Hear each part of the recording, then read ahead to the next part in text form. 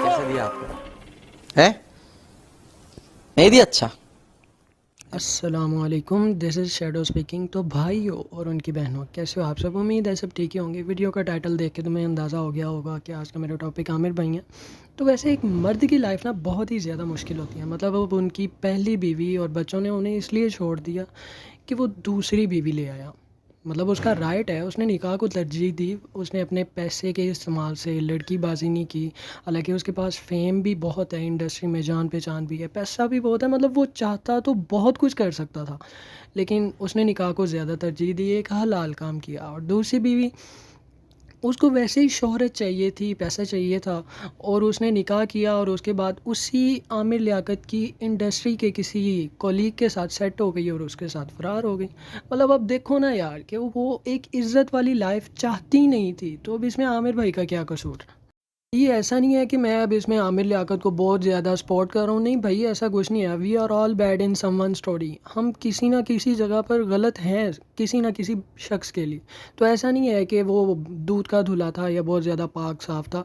मैं इस टॉपिक पे नहीं आ रहा, ठीक है। और तीसरी बीवी, वो तो वैसे ही पैसे की भूखी थी। उसने 11 करोड़ की पहले डिमांड की, फिर उसके बाद उसने देखा कि हाँ भाई, अब ये बंदा मुझे शोबिज़ में नहीं आने दे रहा या इंडस्ट्री वाली साइड पर रोल वगैरह नहीं दिलवा रहा, तो उसने भी तलाक का नोटिस भेज दिया और ये सारा स्कैंडल वगैरह खड़ा कर दिया। एक बात जो मैं आउट ऑफ टॉपिक कहना चाहता हूँ वो ये है भाई कि हमें किसी की लाइफ की दुनियावी और आखिरत के मामलात में इन्वॉल्व होने की बिल्कुल ज़रूरत नहीं है। अब तुम लोगों के पास जो आमिर भाई के टोटे शोटे पड़े हैं ना, तो भाई उनको चुप करके डिलीट कर दो। मुझे पता है तुम लोगों को शैतान नहीं, तुम लोग खुद अपने आप को खुद रोकोगे कि नहीं यार, ये तो लीक्ड वीडियो है, ये तो मैंने फ़लाने ग्रुप से। छोड़ो यार, क्या कर रहे हो? आपको पता है इस चीज़ का उससे कितना गुनाह मिल रहा होगा। मतलब उसने दुनिया में चलो जो किया सो किया। अब ये हमारा फ़र्ज़ है कि यार हम उसके आगे के मामलात को मज़ीद डिफ़िकल्ट ना बनाएं। तो रिक्वेस्ट है कि अगर किसी के पास वीडियो है तो उसे प्लीज़ डिलीट कर दें। तो मैं आता हूँ भैया अपने टॉपिक पे वापस कि मर्द की लाइफ भाई बिल्कुल भी आसान नहीं होती। मतलब एज़ अ लड़का या एज़ अ मर्द, अगर आप किसी के लिए फ़ायदेमंद नहीं हो तो भाई आपकी कोई वैल्यू, कोई औकात नहीं है। आपको इवन इंसान ही कंसिडर नहीं किया जाता। मतलब देख लो, अगर बेटे की जॉब लग गई है तो बाप हिचकिचाता है उसको कुछ कहने से। ऐसा ज़रूरी नहीं है कि सबकी लाइफ पे इम्प्लीमेंट हो। मतलब नॉर्मल लाइफ में जब आप नहीं कमा रहे होते तो आप रात को 10 बजे के बाद घर आकर दिखा दो, तो आपकी जो इज़्ज़त और जो कुत्तों वाली रिस्पेक्ट होती है वो तो भाई ना ही पूछो ना। बाज़ टाइम तो छितर परेड भी हो जाती है, लेकिन खैर। तो लेकिन जब आपकी जॉब लग जाती है उसके बाद आप रात को 2 बजे भी आ रहे हो ना, तो बाप ये सोचकर कुछ नहीं कहता यार कि इसकी जॉब लग गई, अपने पाँव पे खड़ा है, अपना कमा रहा है, इसकी ये बड़ी मेहरबानी है कि मेरे साथ रह रहा है। मतलब बेटे की नज़र में भी बाप की इज़्ज़त रहती है, लेकिन वो जो एक डर होता है ना पहले जॉब लगने से पहले या जब आप छोटे होते हो, वो चीज़ नहीं रहती। अब ये नहीं है कि सबके पास यही होता है भाई। मेरा खुद का ये मामला नहीं है कि अब वो आज भी अगर गुस्से भरी निगाह से देख लें तो भाई हिम्मत नहीं होती आगे से कुछ कहने की। तो ऐसा नहीं है कि मेरी कही हुई बातें सबकी लाइफ पे इम्प्लीमेंट हों। मतलब कुछ लोग इस चीज़ से रिलेट करेंगे, कुछ लोग नहीं करेंगे। अब इसी तरह से अगर बीवी शोहर से ज़्यादा कमाती है तो शोहर दब के रहता है।